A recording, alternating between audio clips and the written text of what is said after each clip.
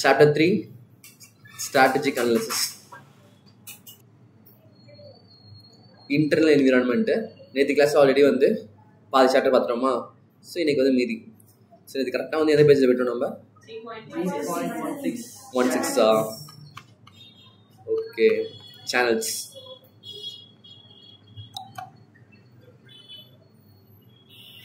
இங்கே என்ன சொல்கிறாங்க சேனல்ஸ்னு பார்த்தோன்னா, channels are the distribution system by which an organization distributes its product or provides its services. To understand the concept of channel, let us see some examples of how the following company distribute the product and services. ஜெனரலாக வந்து channel எதுக்கு use ஆகுதுன்னு பார்த்தோன்னா, ஒவ்வொரு ஆர்கனைசேஷனும் அவங்க produce பண்ணுற ப்ராடக்ட்டை எப்படி கன்சியூமர் ரீச் பண்ண வைக்கிறாங்க, அதே மாதிரி அவங்களோட சர்வீஸை எப்படி கன்சியூமர் ரீச் பண்ண வைக்கிறாங்க அப்படின்றத சேனல்ஸை வந்து எக்ஸ்பிளைன் பண்ணுறாங்க. சரியா, இங்கே எக்ஸாம்பிளுக்கு ஒரு 3 ப்ராடக்ட் கொடுத்துருக்காங்க. லாக்மே வந்து எப்படி பண்ணுறாங்க, அதே மாதிரி போட் ஹெட்ஃபோன்ஸ் என்ன பண்ணுறாங்க, கொக்கோலா கம்பெனி என்ன பண்ணுறாங்கன்ற மாதிரி கொடுத்துருக்காங்க. கொக்கோலா பார்த்தோன்னா என்ன பண்ணுறாங்க, retail shops across the nation in each district each town as well as online மோடுன்ற மாதிரி சொல்கிறாங்க. ஜென்ரலாக கொக்கோலா வந்து எல்லா கடையிலையும் கிடைக்குது, அதே மாதிரி ஆன்லைன்லையுமே செல் பண்ணுறாங்க. போட் ஹெட்ஃபோன்ஸ் பார்த்தோன்னா வந்து ஒன்லி ஆன்லைன் வியா இ-காமர்ஸ் பிளாட்ஃபார்ம் லைக் ஃப்ளிப்கார்ட். ஜென்ரலாக வந்து போட் வந்து ஆன்லைனில் மட்டும் தான் அவங்க சேல் பண்ணுறாங்க. அவங்க ஸ்ட்ராட்டஜியை வந்து ஆன்லைனில் செல் பண்ணுற மாதிரி ஸ்ட்ராட்டஜி, ஆஃப்லைனில் பண்ணுற மாதிரி அவங்க கிடையவே கிடையாது. அதே மாதிரி லாக்மே செல்ஸ் ப்ராடக்ட் வியா ரீட்டைல் ஸ்டோர்ஸ், இன்டர்மீடியட் ஸ்டோர்ஸ், அதுக்கப்புறம் ஆன்லைன் சொல்லிட்டு ஒவ்வொருத்தரும் வந்து ஒவ்வொரு சேனல்ஸை யூஸ் பண்ணி அவங்க ப்ராடக்ட்ஸை வந்து டிஸ்ட்ரிபியூட் பண்ணுறாங்க. All the above channels via companies sell the product and services to the customers. The wider and stronger the channel, the better position in the market. ஜென்ரலாக எப்போ அவங்க சேனல் வந்து ரொம்ப ஸ்ட்ராங்காக இருக்கோ அவங்களால ஈஸியாக வந்து மார்க்கெட்டில் வந்து நல்ல பொசிஷன் வந்து கேப்சர் பண்ண முடியும், ஷேர் அதிகமாக வச்சுருக்க முடியும், காம்படிஷனையும் அவங்களால வந்து ஈஸியாக வந்து பீட் பண்ண முடியும். ஸோ வந்து டோட்டலாக பார்த்தோன்னா இதில் வந்து ஒரு 3 சேனல் அவங்க எக்ஸ்பிளைன் பண்ணுறாங்க. ஒன்று பார்த்தோன்னா வந்து சேல்ஸ் சேனல், இன்னொன்று பார்த்தோன்னா வந்து ப்ராடக்ட் சேனல், இன்னொன்று பார்த்தோன்னா வந்து சர்வீஸ் சேனல். சரியா, டோட்டலாக வந்து சேனல்ஸ் வந்து 3 டைப்ஸ் இருக்குது: சேல்ஸு, ப்ராடக்ட்டு அண்ட் தென் வந்து சர்வீஸ். சேல்ஸில் பார்த்தோன்னா these are the intermediaries involved in selling the product through each channel and ultimately to the end users. The key question is who needs to sell to whom for your product to be sold to the end user. For example, many fashion designers use agency to sell their product to retail organizations so that consumers can access them. ஜெனரலாக sales channel என்னன்னா, ஒருத்தவங்க வந்து வாங்கி இன்னொருத்தவங்களுக்கு pass பண்ணுவாங்க, intermediate work பண்ணுவாங்க. இப்போ எக்ஸாம்பிளுக்கு மேனுஃபேக்சர்லேருந்து கன்சியூமருக்கு போகுது அப்படின்னா அது வந்து ஹோல்சேலர் இருப்பார்ல, இதான் வந்து சேல்ஸ் சேனல். அங்கேருந்து ஹோல்சேல் சேல் பண்ணுறாங்க, ஹோல்சேலர் டு ரீட்டைலர் வந்து சேல் பண்ணுறாங்க, இதான் வந்து சேல்ஸ் சேனல். ப்ராடக்ட் சேனல் என்ன சொல்கிறாங்கன்னா, product channel focus on the series of intermediaries who physically handle the product on its path from its producer to the end user. This is true of Australia Post, who delivers and distributes many online purchases between the seller and purchaser when using eBay and other online stores. இந்த product என்ன சொல்கிறாங்கன்னா, இவங்க வந்து ப்ராடக்ட்டை வந்து ஃபிசிக்கலாக handle பண்ணுவாங்க, but ஆனால் பை பண்ணிக்க மாட்டாங்க. ஜஸ்ட் வந்து அந்த பொசிஷன் வந்திருக்கும், வந்து ட்ரான்ஸ்ஃபர் பண்ணுவாங்க. எக்ஸாம்பிள் கொரியர் ஏஜென்சிஸ், இப்போ நம்மகிட்ட இருந்து அவங்கள்ட்ட போதா, அவங்கள்ட்ட இருந்து கன்சியூமருக்கு போதா. ஸோ அதான் வந்து ப்ராடக்ட் சேனல்ன்ற மாதிரி சொல்கிறாங்க. நெக்ஸ்ட் பார்த்தோன்னா வந்து ஃபைனலாக வந்து service channel. The service channel refers to the entities that provide necessary service to support the product as it move through the sales channel after purchase by the end user. Service channel ன்றது நம்ம product வந்து sales பண்ணுறோம். எந்த channel மூலமா? Sales channel மூலமா நம்மகிட்ட இருந்து consumer product போயிடுச்சு, அவங்களுக்கு போனதுக்கு அப்புறம் அந்த ப்ராடக்ட் ரிலேட்டடாக அப்போ அந்த சர்வீசஸ் இருக்குல்ல, அதான் வந்து சர்வீஸ் சேனல்ன்ற மாதிரி சொல்கிறாங்க. The service channel is important consideration for products that are complex in terms of installation and computer assistance. So வந்து இந்த சர்வீஸ் சேனலுக்கு வந்து எப்போ இம்பார்ட்டன்ட் ரோல் இருக்குன்னு பார்த்தோம்னா, எந்தெந்த ப்ராடக்ட்லாம் வந்து இன்ஸ்டாலேஷன் ப்ராசஸ்லாம் இருக்குல்ல. ஏசி வாங்கணும்னு வச்சுக்கோங்க, ஏசி ஈஸியாக வாங்குறது மேட்ரு கிடையாது, ஆனால் இன்ஸ்டால் பண்ணுறது மேட்ரு. அதே மாதிரி தான் ஒரு சில இன்டீரியர் டெக்கரேஷன்ஸ் எல்லாமே எப்படி ப்ராடக்ட் ஈஸியாக பர்ச்சேஸ் பண்ணலாம், ஆனால் ப்ராப்பராக இன்ஸ்டால் பண்ணி செட் பண்ணி அசம்பிள் பண்ணி கொடுக்குறது தான் மேட்ரு. ஸோ அங்கே தான் வந்து சர்வீஸ் ரோல் வந்து ப்ளே ஆகுது. சர்வீஸ் சேனலும் வந்து ப்ராடக்ட் வந்து ரீச் ஆகிறதுக்கு ரொம்ப ரொம்ப இம்பார்ட்டன்ட்ற மாதிரி சொல்கிறாங்க. நெக்ஸ்ட் வந்து சேனல் அனாலிசிஸ் இம்பார்ட்டன்ட் வந்து business strategy is to scale up and expand beyond the current geographies and market. Channel analysis வந்து எப்போ இம்பார்ட்டன்ட் பார்த்தோம் அப்படின்னா, எப்போ வந்து அவங்க பிஸ்னஸை எக்ஸ்பேண்ட் பண்ணி க்ரோ பண்ணி வேறு மார்க்கெட்டுக்கு போயிட்டு வேறு லொக்கேஷனுக்கு போயிட்டு எப்போ வந்து டெவலப் ஆகணும்னு நினைக்கிறாங்களோ அப்போ வந்து சேனல் அனாலிசிஸ் தான் வந்து ரொம்ப ரொம்ப இம்பார்ட்டன்ட். அது வந்து ஸ்ட்ராங்காக பேசிக்காக இருந்தால் மட்டும்தான் அதை வந்து நெக்ஸ்ட் லெவலுக்கு க்ரோ பண்ணி கொண்டு போக முடியும். இல்லைனா வந்து அவங்ககிட்ட என்ன நல்ல குவாலிட்டி ப்ராடக்ட் இருந்தாலும் ப்ராப்பரான சேனல் இல்லை அப்படின்னா அவங்களால வந்து டிஸ்ட்ரிபியூட் பண்ண முடியாது. For example, if a healthcare brand wants to reach out to elderly customers, they need to be more focused on offline mode of business where agents reach out physically to elderly as most of their potential customers. எக்ஸாம்பிளுக்கு வந்து health care brand இருக்கு, அவங்க வந்து அதிகமாக வந்து customers focus பண்ணுறாங்க. எந்த கஸ்டமர்ஸ்னா வந்து வயசான கஸ்டமர்ஸ் மேலே ஃபோக்கஸ் பண்ணுறாங்க அப்படின்னா அவங்க வந்து ஆன்லைனில் செல் பண்ணுறதுனா செட் ஆகாது. பிகாஸ் வந்து ஓல்ட் ஏஜ் பீப்புள்ஸ்லாம் ஆன்லைன் மொபைல் ஃபோன் யூஸ் பண்ண மாட்டாங்க, அவங்க வந்து ஃபிசிக்கலாக தான் இருப்பாங்க.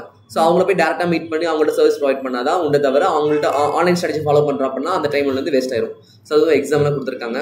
அதுக்கப்புறம் இன்னொரு எக்ஸாம்பிள் கொடுத்துருக்காங்க, எக்ஸாம் நீங்களே பார்த்துக்கோங்க. அதுக்கப்புறம் ஓகே, அதுக்கப்புறம் 2-3 கொஸ்டின்ஸ் இருக்குது நார்மலாக திங்க் யுவர் நாலேஜ் கொஸ்டின்ஸ் மாதிரி. நீங்கள் ரீட் பண்ணுறப்ப ஜஸ்ட் ரீட் மட்டும் பண்ணிக்கோங்க. பட் ஆனால் சேனலில் பொறுத்தவரைக்கும் 3 தான், ஒன்று ப்ராடக்ட், ஒன்று சேல்ஸ், இன்னொரு service.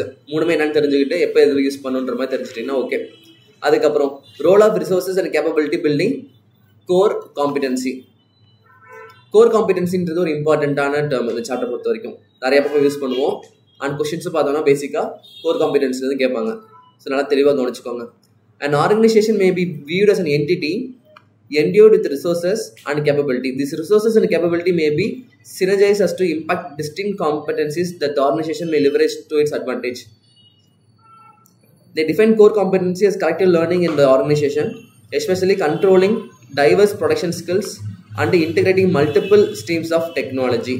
An organization's combination of technological and managerial know-how, wisdom, experience or a complex set of capability and resources that can lead to a competitive advantage compared to a competitor. So வந்து ஒரு organisation வந்து எப்போ ரொம்ப எக்ஸ்பீரியன்ஸ்டாக இருக்காங்க, நாலேஜாக இருக்காங்க, அவங்கள்ட்ட ப்ராப்பரான skill இருக்குது, அவங்கள்ட்ட ப்ராப்பரான டெக்னாலஜி இருக்குது அப்படின்னா அதெல்லாம் தான் அவங்களோட கோர் காம்படன்சி. அதை வச்சு அவங்களால அவங்க காம்படிட்டரோட பெட்டராக வந்து பர்ஃபார்ம் பண்ண முடியும். ஜென்ரலாக பிஸ்னஸ் மோட்டிவாக தானே, காம்படிஷனில் ஜெயிக்கணும், அதிகமாக ப்ராஃபிட் பார்க்கணும், மார்க்கெட்டில் கேப்சர் பண்ணணும். ஸோ இந்த மாதிரி அவங்கள்ட்ட ப்ராப்பராக எக்ஸ்பீரியன்ஸ் இருக்குது, நாலேஜ் இருக்குது, டெக்னாலஜி இருக்குது, ஸ்கில் இருக்குது அப்படின்னா அவங்க வந்து மார்க்கெட்டில் வந்து பெட்டராக இருப்பாங்க. அப்போ டிஃபால்ட்டாக வந்து எல்லா காம்படிட்டருக்கு முன்னாடி அவங்க தான் சேல் பண்ணிருப்பாங்க. ஸோ அதான் வந்து அவங்களோட கோர் காம்பிடன்சின்ற மாதிரி சொல்கிறாங்க. Competence is defined as a combination of skills and techniques rather than individual skill or separate technique. So வந்து காம்பிடன்சி என்ன சொல்கிறாங்கன்னா அது வந்து combination of skills and techniques அப்படின்னு சொல்லிட்டு rather than a individual skill or separate technique. அதாவது அந்த competency வந்து ஆர்கனைசேஷனுக்கு சம்மந்தப்பட்டதாக இருக்கணும். இப்போ எக்ஸாம்பிளுக்கு ஒரு ஆர்கனைசேஷன் இருக்குது, அதில் வந்து சிஓ இருக்கார், அவர் வந்து ரொம்ப டேலண்டடு அப்படின்னா அது வந்து ஆர்கனைசேஷனோட கோர் காம்பிடன்சி கிடையாது. ஆர்கனைசேஷனே டேலண்டடாக இருக்குது, எல்லா பக்கமுமே எல்லா டிபார்ட்மெண்ட்டுமே ப்ராப்பராக ஒர்க் பண்ணாதான் கோர் காம்பிடன்சி. இன்கேஸ் வந்து அவர் வந்து கம்பெனி வெளியே போயிட்டாரு வச்சுக்கோங்க, அப்போ என்ன வந்து ஆர்கனைசேஷன் க்ளோஸ் ஆயிரும். அந்த இண்டிவிஜுவல் பர்சன் மேலே ஃபுல்லாக ஃபோக்கஸ் பண்ணியிருக்கு அப்படின்னா அது வந்து கோர் காம்பிடன்சி கிடையாது. ஒன்ஸ் அவர் லீவ் பண்ணிட்டாருன்னா ஆர்கனைசேஷனும் கதை முடிஞ்சிடும். ஸோ கோர் காம்பிடன்சின்றது ஒரு இண்டிவிஜுவல் ஃபோக்கஸ் பண்ணது கிடையாது, மொத்த ஆர்கனைசேஷனுக்கு எல்லா டிபார்ட்மெண்ட்ஸ் எல்லா செக்மெண்ட்டை ஃபோக்கஸ் பண்ணதுன்ற மாதிரி சொல்கிறாங்க. It is a characteristic to have a combination of skills and techniques which makes the whole organization utilize the several separate individual capability. Therefore, core competency cannot build on one capability or single technological know-how. Instead, it has been the integration of many resources. The optimal way to define core competency is to consider a sum of 5 to 15 areas of developed expertise. என்ன சொல்றாங்கன்னா core competency வந்து ஒரு ஏரியாவில் வந்து எக்ஸ்பர்ட்டாக இருக்கிற matter கிடையாது. ஒரு ஆர்கனைசேஷனில் இருக்க மேக்ஸிமம் ஏரியாஸில் வந்து அவங்க எக்ஸ்பர்ட்டாக இருக்கணும். எக்ஸாம்பிளுக்கு ஒரு 5 to 15 மாதிரி கொடுத்துருக்காங்க. ஸோ வந்து லைக் இப்போ மார்க்கெட்டிங் ஓரியன்டாக மட்டும் அந்த கம்பெனி வந்து பெட்டராக பர்ஃபார்ம் பண்ணுது அப்படின்னா மட்டும் அவங்க வந்து அது வந்து கோர் காம்பிடன்சியாக கன்சிடர் பண்ணிக்க முடியாது. அவங்க ப்ரொடக்ஷன்லேயும் பெட்டராக இருக்கணும், அதே மாதிரி ஸ்ட்ராட்டஜிலையும் பர்ஃபெக்டாக இருக்கணும், ஆர்என்டிலையும் பர்ஃபெக்டாக இருக்கணும், மார்க்கெட்டிங்லையும் பர்ஃபெக்டாக இருக்கணும். இந்த மாதிரி எல்லாமே அவங்களுக்கு ஃபேவராக இருந்தால் மட்டும்தான் கோர் காம்பிடன்சி. ஒரு ஏரியாவில் மட்டும் அவங்க ஃபேவராக நல்லபடியாக பர்ஃபார்ம் பண்ணுறாங்க அப்படின்னா அது வந்து கோர் காம்பிடன்சி கிடையாது அப்படின்னு தான் வந்து மீன் பண்ணுறாங்க. According to CKPNJ Hamel, major core competencies are identified 3 areas. ஒன்று காம்படிட்டர் டிஃபரன்ஷியேஷன், அதுக்கப்புறம் வந்து கஸ்டமர் வேல்யூ, அதுக்கப்புறம் application to other market. So வந்து லைக் கோர் காம்பிடன்சி வந்து மேஜராக வந்து ஒரு 3 ஏரியாவில் வந்து ஐடென்டிஃபை பண்ணலான்ற மாதிரி சொல்கிறாங்க. ஒன்று பார்த்தோன்னா வந்து காம்படிட்டர் டிஃபரன்ஷியேஷன், கம்பெனி வந்து அந்த காம்படிட்டர் இருந்து டிஃப்ரெண்ட்டாக இருக்காங்க. செகண்ட் வந்து கஸ்டமருக்கு வந்து ப்ராப்பரான வேல்யூ கொடுக்குறாங்க. தேர்டு வந்து மார்க்கெட்டில் அவங்களோட அப்ளிகேஷன் வந்து ஒரு மாதிரி யூனிக்காக டிஃப்ரெண்ட் ஸ்டைலில் வந்து மார்க்கெட்டில் அவங்க கேப்சர் பண்ணி வச்சுருக்காங்க. ஸோ வந்து the competitor differentiation is one of the main 3 condition. The company can consider having a core competency if the competence is unique and it is difficult for competitor to imitate. ஒருவேளை அந்த கம்பெனிட்ட வந்து ஒரு power இருக்கு, ஒரு competence, ஒரு technique இருக்கு, அது வந்து எப்படின்னா யூனிக்கா இருக்கு, வேற யாராவது காப்பி பண்ணல. சேம் டைம் வந்து அந்த காம்படிட்டர் காப்பி பண்ணணும்னு நினைச்சாலும் அவரால் வந்து அதை ஈஸியாக வந்து காப்பி பண்ண முடியாது அப்படின்னா அது வந்து one of the core competency. இந்த கம்பெனிக்குன்னு சொல்லிட்டு ஸ்பெசிஃபிக்காக இருக்குல்ல, வேற ஏதாச்சும் ஈஸியாக காப்பி பண்ணிட்டாங்க அப்படின்னா அது வந்து காம்பிடன்சியே கிடையாது. எப்போ வந்து ஒருத்தவங்க பண்ணுறது இந்த காப்பி பண்ண முடியாமல் அவங்க வந்து தவிக்கிறாங்களோ இவங்க வந்து அதை வச்சு பெனிஃபிட் பார்க்குறாங்க, அதுதான் வந்து அந்த கம்பெனியோட core competency. So unique and it is difficult for competitor to imitate. இது வந்து important point. This can provide a company with an edge compared to competitor. இது வந்து காம்படிட்டர் கிட்ட இருந்து கம்பெனி வந்து தனித்துவமாக வெளிக்காட்டும். It allows the company to provide better product or service to market with no fear that competitor can copy it. The company has to keep on improving the skills in order to sustain its competitive position. The competence does not necessarily have to exist within one company in order to define as core competence. Although all companies operating in the same market will have the equal skills and resources, if one company can perform this significantly better, the company has obtained a core competence. For example, it is quite difficult to imitate patented innovation like Tesla has been winning over competition in the electric vehicle.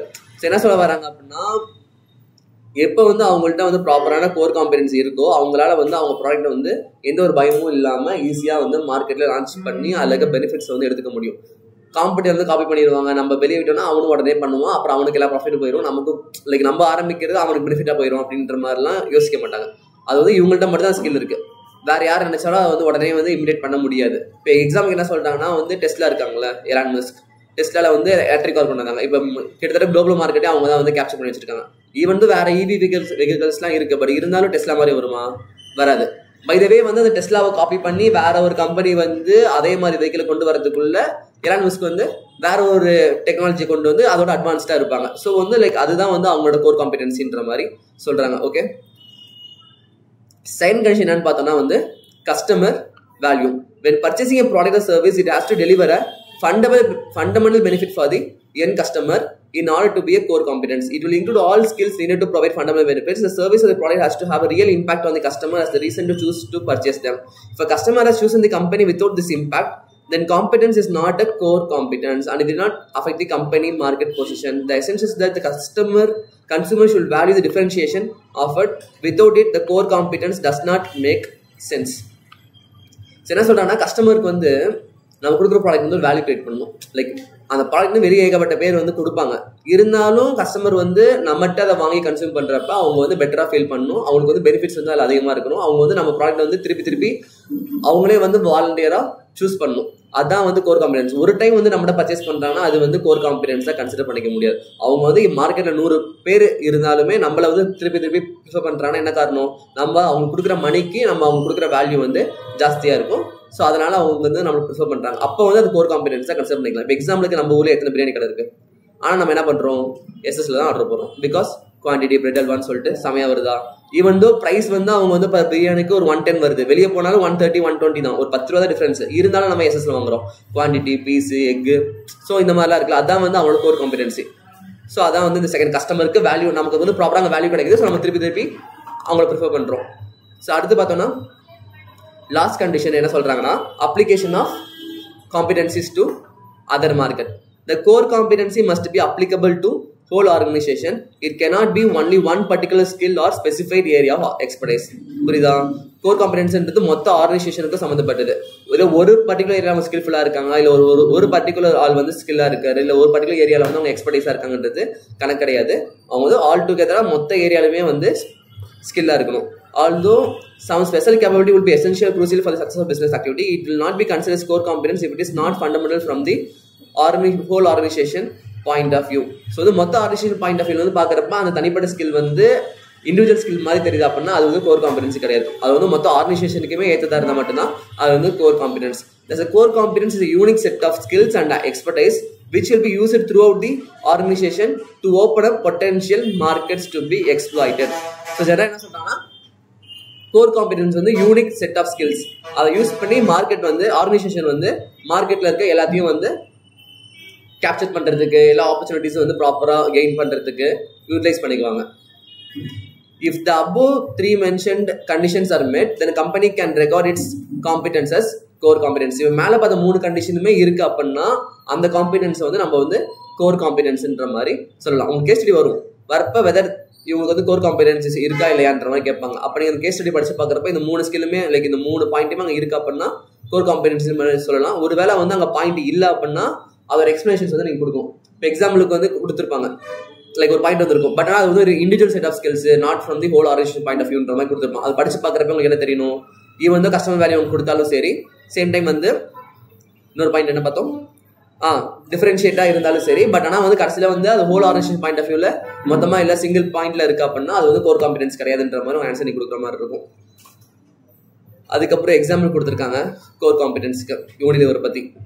The marketing and sales is the core competence of Hindustan Unilever Limited. This means that HUL has used resources to form marketing related capability that in turn allow it to market its product in ways that superior those of competitor. Because of this core competence, HUL is capable of launching new brand in the market successfully. So HUL Hindustan Unilever இருக்குல்ல, அவங்களுக்கு எல்லாத்துலேயுமே deal பண்ணுறாங்க. Food ப்ராடக்ட்ஸும் இருப்பாங்க, அதே மாதிரி shampoo, soap எல்லாத்துலேயுமே வந்து Hindustan யூனிலிவரோட product இருக்கும்.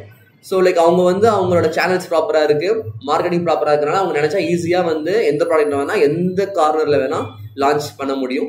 ஸோ ஈஸியாக அது அவங்களுக்கு அதுதான் அவங்களோட கோர் காம்பிடன்ஸ்ன்ற மாதிரி சொல்கிறாங்க. A core competence for a firm is whatever it does best. For example, Walmart is focusing on lowering its operating cost.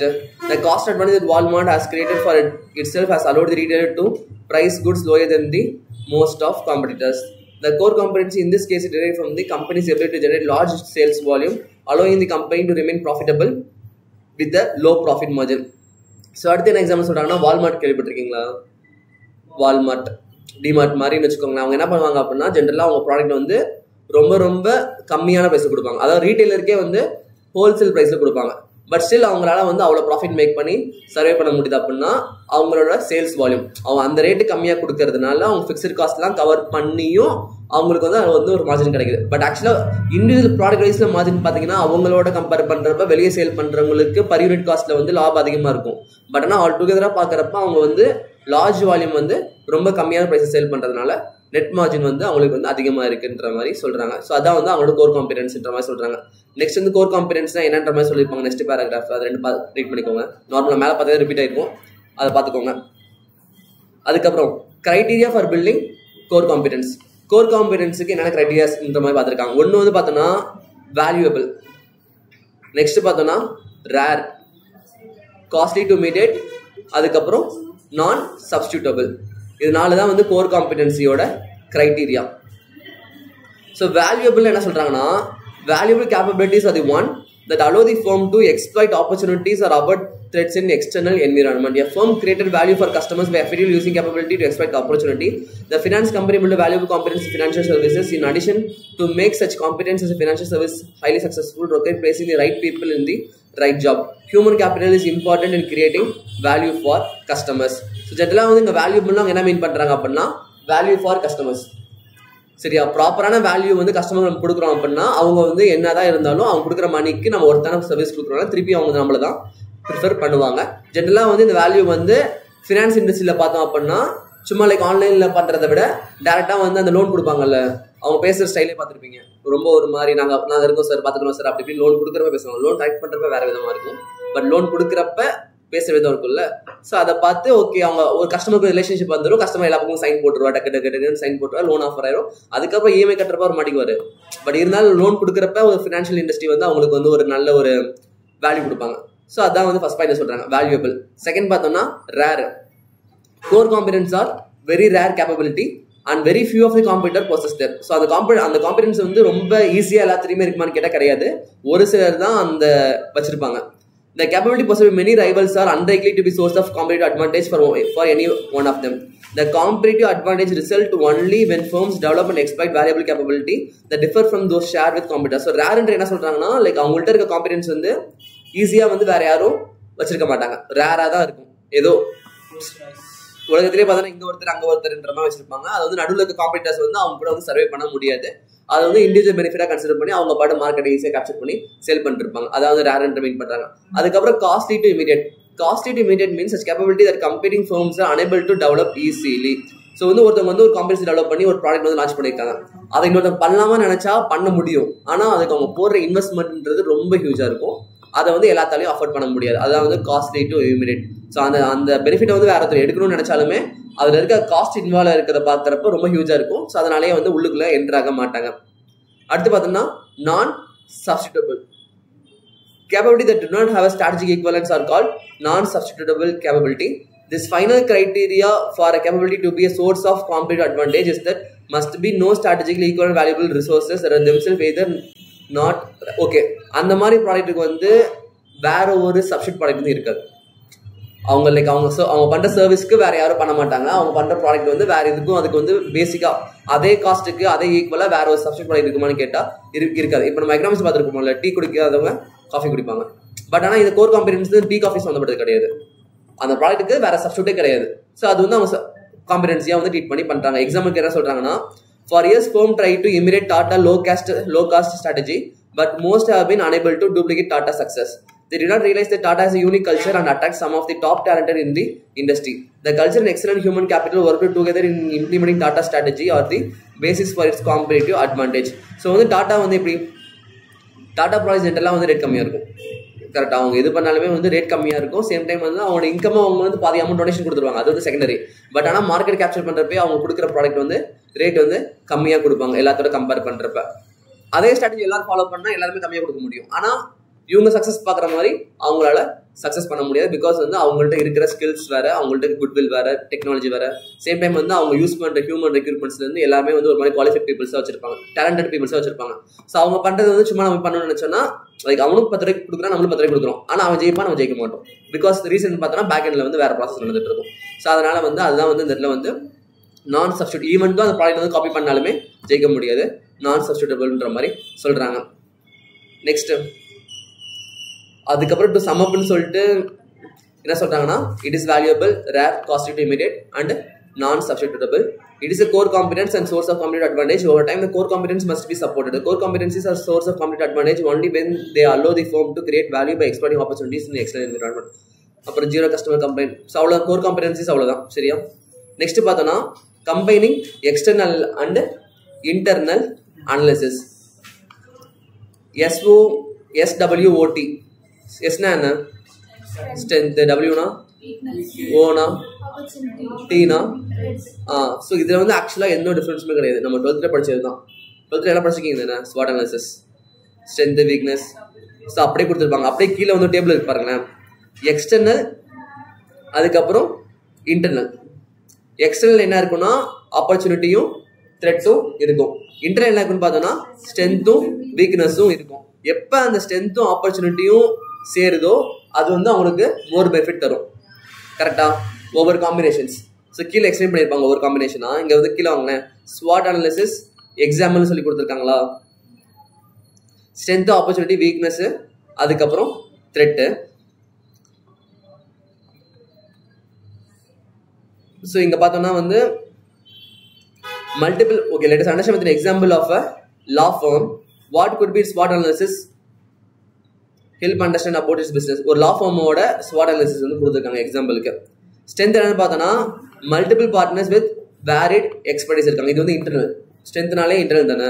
அவங்க ஸ்ட்ரென்த் பார்த்தோன்னா ஏகப்பட்ட பார்ட்னர்ஸ் இருக்காங்க, ஒவ்வொருத்தருக்கு டிஃப்ரெண்ட் லெவலான எக்ஸ்பீரியன்ஸ் இருக்குது. அதே மாதிரி லாங் டேர்ம் கான்ட்ராக்டர் சர்வீஸ் அக்ரிமெண்ட்ஸ்லாம் ஏகப்பட்டது போட்டு வச்சிருக்காங்க. 70 இயர்ஸ்க்கான பிராண்ட் வேல்யூ இருக்குது. அதுக்கப்புறம் 20 ஸ்டேட்ஸ்க்கு மேலே அவங்க வந்து பிரான்ச்சஸ் வச்சிருக்காங்க. அதுக்கப்புறம் 400+ எம்ப்ளாயிஸ் வந்து இருக்காங்க. இவங்கள்ட்ட வந்து எந்த கேஸ் வந்தாலும் அவங்களால பார்க்க முடியும். கரெக்டாக? வேற எந்த ஸ்டேட்டில் வந்தாலும் பார்க்க முடியும், எந்த கேஸ் வந்தாலும் பார்க்க முடியும். பிகாஸ் ஆஃப் அவங்க பிராண்டு, குட்வில், எம்ப்ளாயிஸ், எக்ஸ்பீரியன்ஸ் இதெல்லாம் பேஸ் பண்ணி. அதே அவங்க வீக்னஸ் என்னன்னு பார்த்தோம்னா சின்ஸ் வந்து அவங்க எல்லாருமே வந்து ரொம்ப எக்ஸ்பீரியன்ஸ்டாக நல்லா இருக்கிறதுனால அவங்க யூஸ் பண்ண மெத்தட்ஸ் எல்லாமே ஓல்டு மெத்தட்ஸாக இருக்கலாம். No automation of work and documentation.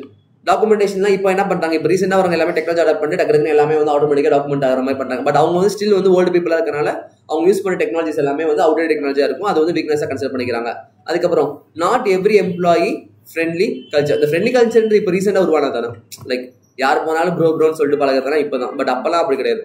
ஒர்க்னா work, சீனியர்னா senior, ஜூனியர்ன்ற மாதிரி டிஸ்டன்ஸ்லேயே மெயின்டைன் பண்ணிருப்பாங்க. இப்போ தான் வந்து லைக் சீனியர் ஜூனியர்லாம் பார்க்கறது நார்மலாக எல்லாம் பழகிறது.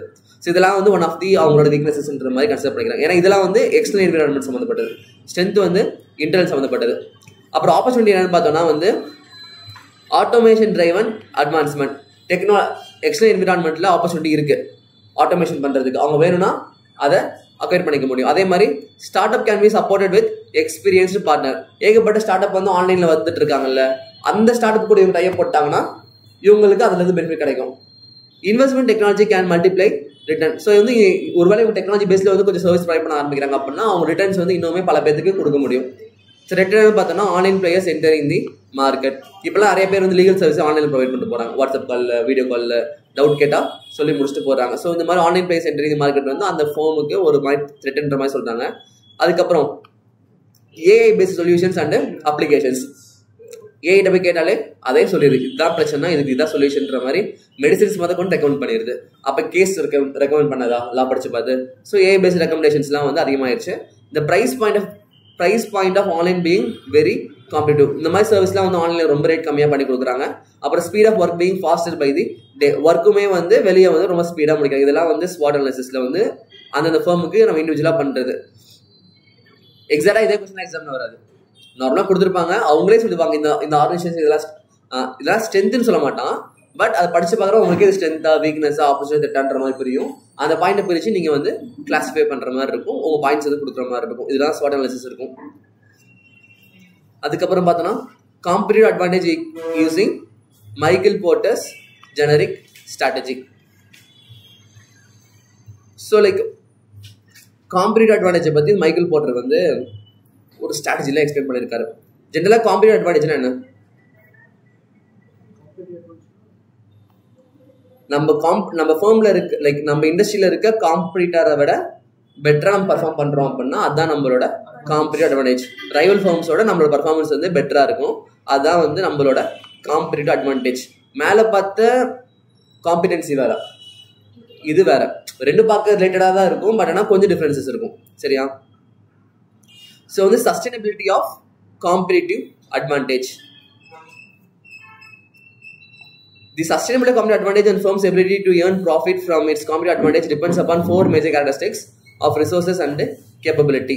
ஸோ வந்து இந்த காம்படிட்டிவ் அட்வான்டேஜ் வந்து ஒரு 4 முக்கியமான கேரக்டரிஸ்டிக்ஸ் பேஸ் பண்ணியிருக்கு. ஒன்று பார்த்தோன்னா வந்து டியூரபிலிட்டி, இன்னொன்று பார்த்தோன்னா டிரான்ஸ்ஃபரபிலிட்டி, அதுக்கப்புறம் இமிட்டபிலிட்டி, அப்புறம் அப்ராப்ரியபிலிட்டி.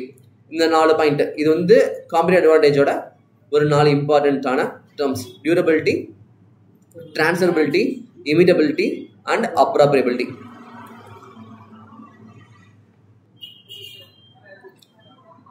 சரி, ஓகே. இங்கே டியூரபிலிட்டி என்ன மீன் பண்ண வரான்னு பார்த்தோம் அப்படின்னா அவங்கள்ட்ட ஒரு அட்வான்டேஜ் இருக்குல்ல, அந்த அட்வான்டேஜோட பீரியட் ஷார்ட் டேர்மா லாங் டேர்மான்ற மாதிரி. சரியா? The industry where the rate of production innovation is fast, the product patterns are quite likely to become absolute. ஜென்ரலாக வந்து இன்கேஸ் அவங்க அந்த இண்டஸ்ட்ரியில் வந்து எல்லாமே ரொம்ப ஃபாஸ்ட்டாக சேஞ்ச் ஆகிட்டே இருக்குது. இப்போ மொபைல் இண்டஸ்ட்ரி எடுத்துக்கோங்களேன், மொபைல் ஃபோன் வருது சூப்பர்னு சொல்கிறோம். பட் ஆனால் எத்தனை நாளுக்கு? ஒவ்வொரு மாதமும் அடுத்தடுத்த மொபைல் ஃபோன் வந்துட்டே இருக்குது. அந்த மொபைலுக்கு ஃபீச்சர்ஸ் எல்லாமே அடுத்த மொபைல் வந்து காப்பி பண்ணிட்டே வருது. அந்த மொபைல் வந்து அவுடேட்டட் ஆகிடுது. ஸோ இதான் வந்து இப்போ மொபைல் செக்டரை பொறுத்த வரைக்கும் இனோவேஷன்ஸ் வந்து ஃபாஸ்ட்டாக ஃப்ரீக்வெண்ட்டாக வந்துட்டே இருக்குது. ஸோ அந்த டைம் வந்து காம்படிட்டிவ் அட்வான்டேஜ் இருக்குன்னு கேட்டோம்னா அந்த பீரியட் ஷார்ட் டேர்மில் மட்டும்தான் இருக்கும், லாங் டேர்மில் இருக்காது, பிகாஸ் ஆஃப் இனோவேஷன். சேனே வந்து டிரான்ஸ்ஃபரபிலிட்டி பற்றி சொல்கிறாங்க. Even if the resources and capability on which competitive advantages are durable, it is likely to be eroded by the competitor from the rivals. The ability of rivals to attack position of the competitive advantage relies on their gaining access to the necessary resources and capability. The easier is to transfer resources and capability between company, the less sustainable will be the competitive advantage which is based on them. So இந்த transferability என்ன மீன் பண்ணாங்க அப்படின்னா நம்மகிட்ட வந்து competitive advantage இருக்கு. நம்ம வந்து ஒரு இன்புட்ஸை வச்சு ஒரு ப்ராடக்ட் மேக் பண்ணி பெனிஃபிட்ஸ் டெரைவ் பண்ணிருக்கோம். அந்த இன்புட்ஸை வந்து காம்படிட்டரும் போய் வாங்கிட்டான் அப்படின்னா முடிஞ்சு. அவன் வாங்குற வரைக்கும் தான் டைம் இருக்கு. ஒன்ஸ் வந்து அவனுக்கும் அந்த இன்புட்ஸ் கிடைச்சிருச்சு அப்படின்னா அவனும் நம்ம எந்த அட்வான்டேஜில் டீல் பண்ணுறோமோ அதே அட்வான்டேஜில் அவனும் வந்து டீல் பண்ண ஆரம்பிப்பான், சேல் பண்ண ஆரம்பிப்பான். ஸோ வந்து ஜென்ரலாக அந்த இடத்துல வந்து வேற அந்த அதோட அந்த காம்படிட்டிவ் அட்வான்டேஜ் முடிஞ்சிடும்ன்ற மாதிரி சொல்கிறாங்க. நெக்ஸ்ட் பார்த்தோன்னா வந்து இமிட்டபிலிட்டி பற்றி சொல்கிறாங்க. நம்ம ஆல்ரெடி மேலே பார்த்துருக்கோம் இமிட்டபிலிட்டினா என்னன்ட்டு. ஒன்ஸ் வந்து காம்படிட்டர் வந்து நம்ம ப்ராடக்ட் வந்து இமிடேட் பண்ணிட்டாரு, நம்ம சர்வீஸ் வந்து இமிடேட் பண்ணிட்டாரு அப்படின்னா அவ்வளோதான், அந்த டைமில் அட்வான்டேஜ் வந்து க்ளோஸ் ஆயிரும். இப்போ லாஸ்ட் என்ன சொல்கிறாங்கன்னா வந்து appropriability. Appropriability refers to the ability of firms owner to appropriate the return on its resource base. Even where resources and capabilities are capable of offering sustainable advantage, there is an issue as to who receives the return on these resources. This means that rewards are directed to from where the funds were invested rather than creating an advantage with no actual reward to people to invested capital. So like என்ன சொல்ல வராங்க அப்படின்னா யார் வந்து பிஸ்னஸில் invest பண்ணுறாங்களோ அவங்களுக்கு தான் அந்த ரிட்டர்ன்ஸ் கிடைக்கும். இப்போ எக்ஸாம்பிளுக்கு வந்து கம்பெனி இன்வெஸ்ட் பண்ணுது, ஆனால் பெனிஃபிட் பார்த்தோன்னா டேரக்டருக்கு போகும். கம்பெனியோட ஃபண்டு தான் கம்பெனி இன்வெஸ்ட்மெண்ட் பண்ணுறாங்க, ஸோ அதனால் அவங்களுக்கு ஒரு ப்ராஃபிட் கிடைக்குது. பட் ஆக்சுவலாக அந்த இன்வெஸ்ட்மெண்ட் வந்து கம்பெனி ப்ராஃபிட் வந்துருச்சு, பட் ஆக்சுவலாக அந்த ப்ராஃபிட் வந்து கம்பெனி தான் போச்சா அப்படின்றது கரெக்ட் தெரியணும். ஒருவேளை அதை வந்து டேரக்டரே வந்து நடுவில் வேறு ரூட்டில் மாற்றிட்டாருன்னா, ஸோ அந்த மாதிரி சுச்சுவேஷன் தான் சொல்கிறாங்க. ஒரே வந்து வேற ஒரு கம்பெனி கூட டைப் போடுறாங்க, பட் மேக்ஸிமம் எல்லா இன்வெஸ்ட்மெண்ட்டும் இந்த கம்பெனி தான் பண்ணிருக்கு. ஆனால் ரிட்டர்ன்ஸ் பார்த்தோன்னா அந்த கம்பெனிக்கு போகுது. இவங்களுக்கு வந்து பெருசாக ரிட்டர்ன் இல்லை. இதான் வந்து அப்ராபிலிட்டி கான்செப்ட் வந்து பண்ணுறாங்க. பெனிஃபிட் டிரைவ் ஆகுது, இன்வெஸ்ட்மெண்ட் பண்ணியிருக்காங்க, பட் ஆக்சுவலாக யாருக்கு கிடைக்கணுமோ அவங்களுக்கு தான் கிடைச்சிச்சா அப்படின்றது தான் இதெல்லாம் வந்து அப்ராபிலிட்டி மீன் பண்ணுறாங்க. ஓகேவா? நெக்ஸ்ட் வந்து பார்த்தோன்னா Michael Porter generic strategies.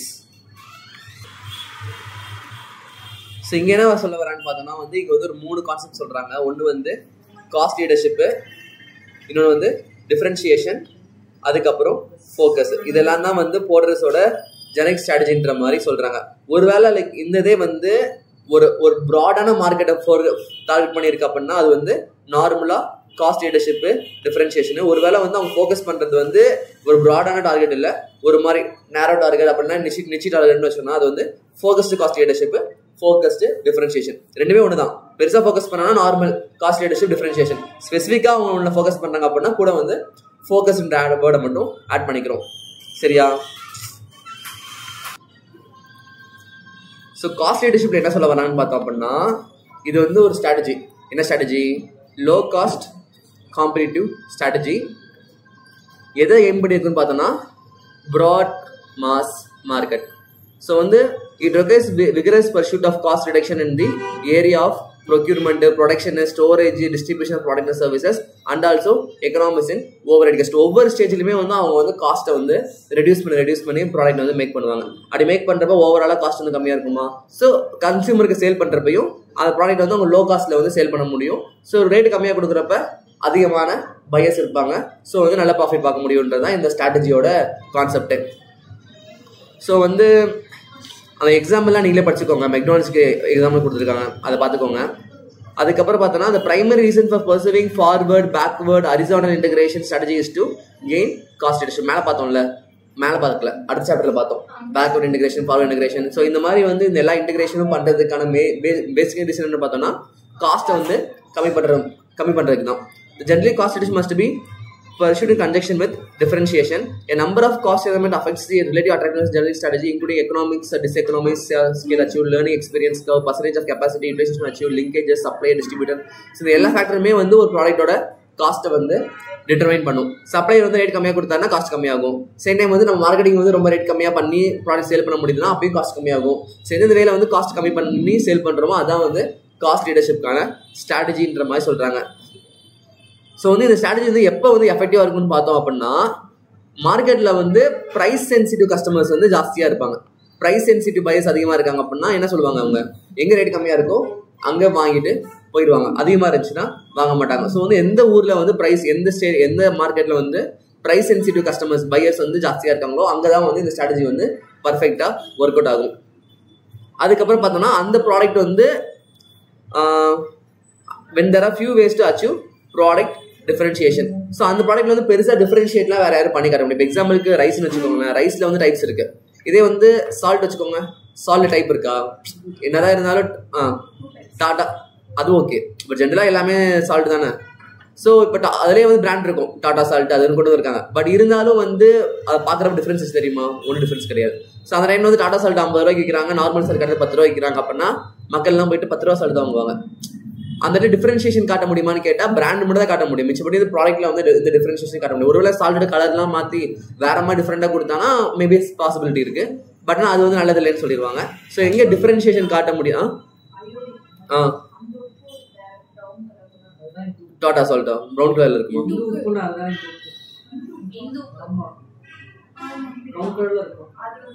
So like அதெல்லாம் ஒரு சிலர் தான் பார்ப்பாங்கல்ல. லைக் ஜென்ரலாக வந்து ரேட் கம்மியாக இருந்துச்சுன்னா ஓகேன்ற மாதிரி ப்ரிஃபர் பண்ணுவாங்க. டிஃபரன்ஷியேஷனுக்கு ரொம்ப வேற லெவலில் பாசிபிலிட்டி இருக்குமான்னு கேட்டால் பாசிபிலிட்டி இருக்காது. இப்போ சோப் எடுத்துக்கோங்க, எவ்வளோ டிஃப்ரெண்ட் சோப்ஸ் இருக்கு. அதை சூஸ் பண்ணுறோம், அதை சூஸ் பண்ணுவோம், இதை சூஸ் பண்ணுறோம், இதை சூஸ் பண்ணுவோம். கேட்டால் டெர்மலாஜி சொன்னாங்க இது கூட விலையாக முடியும்னு சொல்லிட்டு ஒரு சோப் வாங்கிட்டு இருப்பாங்க. ஸோ அந்த மாதிரி டிஃபரன்ஷியேஷன்லாம் காட்ட முடியாது. ஸோ அங்கே தான் வந்து காஸ்ட் லீடர்ஷிப் வந்து ஒர்க் அவுட் ஆகும். சரியா? அதுக்கப்புறம் காஸ்ட் லீடர்ஷிப்பில் வந்து என்னென்ன ரிஸ்க் இருக்குன்னு பார்த்தோம் அப்படின்னா competitor may imitate the strategy therefore driving overall industry profits down. இப்போ வந்து நம்ம ரேட் கம்மியாக கொடுக்குறோம், காம்படிட்டர் ரேட் கம்மியாக கொடுக்குறோம். அப்போ ஜெனரலாக என்ன ஆகும், இண்டஸ்ட்ரிக்கு எல்லாருமே ரேட் கம்மியாக கொடுத்துருவாங்க. ஸோ இண்டஸ்ட்ரியில் மொத்தமாக ரேட் கம்மியாயிரும், ப்ராஃபிட் மார்ஜினே வந்து பெருசாக இருக்காது. The technological breakthrough in the industry may make this strategy ineffective or the buyer interest may swing to other differentiating features besides price. ஒருவேளை வந்து பையர் வந்து ப்ரைஸ் சென்சிட்டிவா இல்லை, வேற ஏதாச்சும் டிஃப்ரெண்டாக எனக்கு ப்ராடக்ட் வேணுன்ற மாதிரி நினைக்கிறான் அப்படின்னா அப்போ வந்து இந்த ஸ்ட்ராட்டஜி வந்து ஒரு இவன் என்ன ரேட் கம்மியாக கொடுத்தாலும் அவனுக்கு அது மேலே இன்ட்ரெஸ்ட் எல்லாம் வாங்க மாட்டான். ஸோ லைக் ஒரு வெஜிடேரியன் போயிட்டு நான்வெஜ் ஃபுட் வந்து ரேட் கம்மியாக கொடுத்தாலும் யூஸ் இருக்குமா? இருக்காது.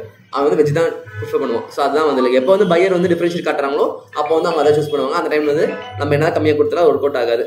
அதுக்கப்புறம் அச்சீவிங் காஸ்ட் லீடர்ஷிப் ஸ்ட்ராட்டஜின்னு சொல்லிட்டு அதை எப்படி அச்சீவ் பண்ணுன்ற மாதிரி கொடுத்துருக்காங்க.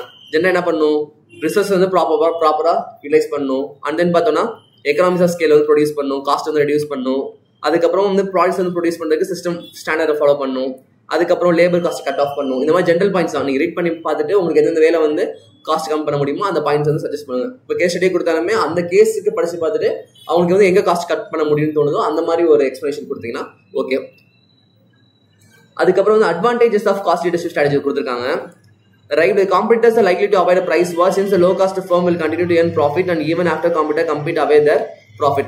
So வந்து இங்க அட்வான்டேஜ் என்னன்னு பார்த்தோம்னா ஒரு சில டைம் வந்து ரேட் கம்மியாக கொடுத்தா என்ன ஆகும், ப்ராஃபிட் வந்து கம்மியாயிரும்னு சொல்லிட்டு காம்படிட்டர் வந்து ரேட் கம்மி பண்ணி கொடுக்க மாட்டாங்க. அவன் அதே ரேட்லேயே வித்துட்டு இருப்பான் ப்ராஃபிட் கம்மியாயிரும்னு சொல்லிட்டு. ஆனால் இவன் என்ன பண்ணுவான், ரேட் கம்மி பண்ணி கொடுத்து அதிகமாக குவான்டிட்டி சேல் பண்ணுவான். அப்போ டிஃபால்ட்டாக அவங்களுக்கு வந்து ஒரு பெனிஃபிட் கிடைக்கும். அதே இன்னொரு டைம் வந்து பையர் பற்றி சொல்கிறாங்க. இன்னொரு பெனிஃபிட் என்னன்னு பார்த்தோம்னா pier powerful buyers, a customer will not be able to exploit the cost leader firm and will continue to buy its product. அதுக்கப்புறம் சப்ளையர் பேஸ்ல என்ன சொல்றாங்க, சப்ளையர், என்ட்ரன்ஸ், சப்ஸ்டியூட்னு சொல்லிட்டு ஒரு 5 பேர்த்த டீல் பண்றாங்க. Rivalry, buyers, supplier, entrant, substitute. Cost leaders are able to observe greater price increase from supplier before they need to rise price for customers. Entrance என்ன சொல்றாங்க, the cost leader create barrier to market entry through their continuous focus on efficiency and cost reduction. So இதெல்லாமே வந்து like அது advantages ஒவ்வொரு point of சொல்றாங்க. இப்போ entrance இப்போ வந்து அவங்க ரொம்ப ரேட் கம்மியாக கொடுத்துருக்காங்க அப்படின்னா வெளியே பார்க்க வேண்டிய தெரியும், வாங்குறதே 10 ரூபாய்க்கு வாங்குறோம், வைக்கிறதுக்கு 12 ரூபாய்க்கு விற்கிறோம், அது 2 ரூபா கிடைக்குது, எதுக்கு அந்த வேலை பண்ணிடுன்னு சொல்லிட்டு உள்ள யாருமே வரவே மாட்டாங்க. இதே 10 ரூபாய்க்கு வாங்கி 20 ரூபாய்க்கு விற்றோம்னா 10 ரூபா கிடைக்குதுன்னு சொல்லிட்டு அது உள்ள வருவாங்கல்ல. ஸோ அவங்க ரொம்ப ரேட் கம்மியாக கொடுக்குறப்ப அந்த இண்டஸ்ட்ரியில் வந்து ப்ராஃபிட் மார்ஜின் கம்மியாக இருக்குன்னு சொல்லிட்டு உள்ளுக்குள்ள வேற யாரும் புதுசாக என்ட்ரன்ட் வர மாட்டாங்க. அதுக்கப்புறம் சப்ஸ்டிட் பற்றி சொல்றாங்க. Low cost leaders are most likely to lower the cost to induce existing customer to stay with their products, invest in developing substitute and even purchase patent. So generally வந்து அவங்க ப்ராடக்ட்டோட ப்ரைஸை கம்மி பண்ணி வச்சிருக்கிறதுனால சப்ஸ்டியூட் ப்ராடக்ட் மேலே customers வந்து move on ஆக மாட்டாங்க. வேற ப்ராடக்ட் இருந்தாலும் மூவ் ஆக மாட்டாங்க. இவங்க ப்ரைஸே கம்மியாக இருக்குன்னு சொல்லிட்டு இவங்களே வந்து அந்த ப்ராடக்ட் ஆஃபர் பண்ணுறாங்க. அதுலேயுமே வந்து இவங்க இனோவேஷன் பேட்டர்ன் சொல்லிட்டு வாங்கிட்டு அதையுமே நான் பெட்டராக எப்படி ப்ரொவைட் பண்ணுறதுன்னு தான் யோசிப்பாங்க. அதுக்கப்புறம் காஸ்ட் லீடர்ஷிப் டிஸ்அட்வான்டேஜஸ் கொடுத்துருக்காங்க. Cost advantage may not last long as competitor may imitate the cost reduction. Once வந்து நம்ம கூட ஒர்க் பண்ணுற லைக் சர்வே பண்ணுற காம்படிட்டர் அதே ஸ்ட்ராட்டஜி இம்ப்ளிமெண்டேஷன் பண்ணிட்டார் அப்படின்னா அப்போ நம்மளோட பெனிஃபிட் வந்து முடிஞ்சு கிடைக்காது இதுக்கு மேலே. அதுக்கப்புறம் cost leadership can succeed only if the firms can achieve higher sales volume. எப்போ வந்து சேல்ஸ் வால்யூம் வந்து அதிகமாக இருக்கோ அப்போ மட்டும் தான் இந்த ஸ்ட்ராட்டஜி வந்து ஒர்க் அவுட் ஆகும். கம்மியான சேல்ஸ் தான் பண்ணுறோம் ஆனால் அதுக்கு போய் காஸ்ட் லீடர்ஷிப் ஸ்ட்ராட்டஜி இம்ப்ளிமெண்ட் பண்ணுறோம்னா கன்ஃபார்மாக வந்து ப்ராஃபிட்டே இருக்காது, பிஸ்னஸ் வந்து க்ளோஸ் பண்ண வேண்டியதான். Cost leaders tent to keep their cost low by minimizing cost of advertising, market research and development, but this approach can prove to be expensive in the long run. ஜென்ரலாக வந்து cost leadership என்ன பண்ணுவாங்க, எல்லா காஸ்ட்டுமே cut பண்ணி product sale பண்ண try பண்ணுவாங்க. Advertisement பண்ண மாட்டாங்க, மார்க்கெட்டில் ரிசர்ச் பண்ண மாட்டாங்க. இந்த மாதிரி பண்ணாதப்ப மேபி அவங்க ப்ராடக்ட் வந்து கஸ்டமர் ரீச் ஆகி ப்ராப்பராக சேல் கூட கொடுக்க முடியாத அளவுக்கு போகலாம். Technology advancement are greater threat to cost leaders. Technology வந்து டெவலப் ஆயிடுச்சு, அட்வான்ஸ் ஆயிடுச்சு அப்படின்னா அந்த டைமில் வந்து காஸ்ட் லீடர்ஷிப் ஸ்ட்ராட்டஜி வந்து ஒரு கூட கேட்டால் ஒரு கூட ஆகாது. மேபி அவங்க ஸ்ட்ராட்டஜியே வந்து ஒரு மாதிரி ரொம்ப நார்மலாக சாதாரணமாக ஸ்ட்ராட்டஜி ஆயிடலாம். டெக்னாலஜி பேஸில் வந்து வேற ஒரு ப்ராடக்ட் மேக் பண்ணுறாங்க, அது ரொம்ப ரேட் கம்மியாக பண்ண முடியுது அப்படின்னா அப்போ இவங்க ஸ்ட்ராட்டஜி வேஸ்ட் ஆயிடும்ல. ஸோ அது வந்து ஒன் ஆஃப் தி டிமெரிட்டாக சொல்கிறாங்க. அதுக்கப்புறம் டிஃபரன்ஷியேஷன் ஸ்ட்ராட்டஜி. டிஃபரன்ஷியேஷனில் பார்த்தாலுமே வந்து பேசிஸ் பார்த்தோன்னா product, pricing, organisation. Achieving differentiation strategy.